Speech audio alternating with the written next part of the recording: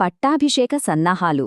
రాముడు సరే అనగానే అయోధ్య ఆనందంతో ఉప్పొంగిపోయింది. 14ఏళ్లపాటు జుట్టు జడలు కట్టి అడవుల్లో తిరిగిన రాముడిని ఇప్పుడు మహారాజుగా మార్చే అద్భుతమైన ఘట్టం మొదలైందన్నమాట. ఆ మార్పు ఎలా జరిగిందో చూడండి. ముందుగా జటల శుద్ధి అంటే రాముడి జటాజూటాలను రాజక్షురకులు చాలా జాగ్రత్తగా శుభ్రం చేశారు. తరువాత మంగళస్నానం. రాముడు, లక్ష్మణుడు, సుగ్రీవుడు, విభీషణుడు అందరూ మంగళస్నానాలు చేశారు. ఆ తరువాత వస్త్రధారణ. శ్రీరాముడికి అత్యుత్తమమైన దివ్య వస్త్రాలు కట్టారు. ఇక అలంకారం విషయానికొస్తే సాక్షాత్తూ కౌసల్యా తల్లి, మిగతా రాణులు కలిసి సీతమ్మను, వానర రాణులను ఎంతో ప్రేమగా, మనోహరంగా అలంకరించారు. ప్రతీదీ ఎంత శ్రద్ధగా, భక్తిగా జరిగిందో కదా. ఒక్కసారి ఆ దృశ్యాన్ని ఊహించుకోండి. అయోధ్యకు ఊరేగింపుగా వెళ్తున్నారు. రథంలో శ్రీరాముడు ఉన్నాడు. ఆ రథానికి పగ్గాలు పట్టుకున్నది ఎవరనుకున్నారు? భరతుడు. ఇక రాముడికి ఎండ తగలకుండా గొడుగు పడుతున్నది శత్రుఘ్నుడు. వింజామరతో విసురుతున్నది సాక్షాత్తు లక్ష్మణుడు.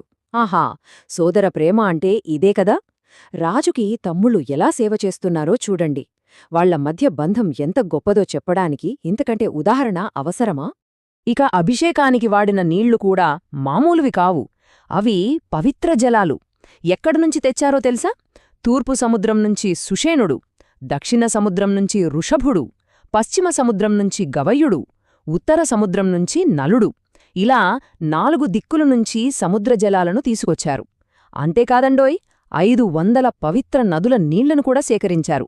అంటే మొత్తం భూమండలం రాముడి పాలన కిందకు వస్తోందని చెప్పడానికే ఈ ఏర్పాటంతా. వానరవీరులు కదా, గరుడవేగంతో వెళ్లి ఈ పని పూర్తి చేశారు. సరే, ఇక మనం అస్సలు ఘట్టానికి, ఈ కథకే హైలైట్ అయిన ఘట్టానికొచ్చేశాం. అదే ఆ దివ్యమైన పట్టాభిషేకం.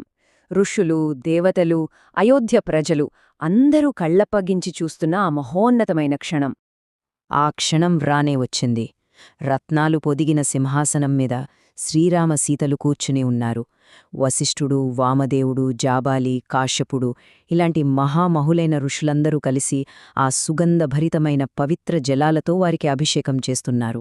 అచ్చం దేవలోకంలో ఇంద్రుడికి అభిషేకం చేసినట్టే ఉందట ఆ దృశ్యం. ఆ పవిత్ర జలాలు రాముడి మీద పడుతుంటే సాక్షాత్తు ధర్మదేవతే సింహాసనమెక్కుతున్నట్టు అనిపించిందందరికీ. ఇది కేవలం మనుషులు చేసుకుంటున్న పండగ కాదు. దేవతలు కూడా పాలు పంచుకున్నారు. ఏకంగా స్వర్గం నుంచి బహుమతులొచ్చాయి. చూడండి, బ్రహ్మదేవుడు స్వయంగా మనువు కోసం సృష్టించిన దివ్య కిరీటాన్ని రాముడి తలపై పెట్టారు. ఇంద్రుడి ఆజ్ఞమీద వాయుదేవుడు 100 బంగారు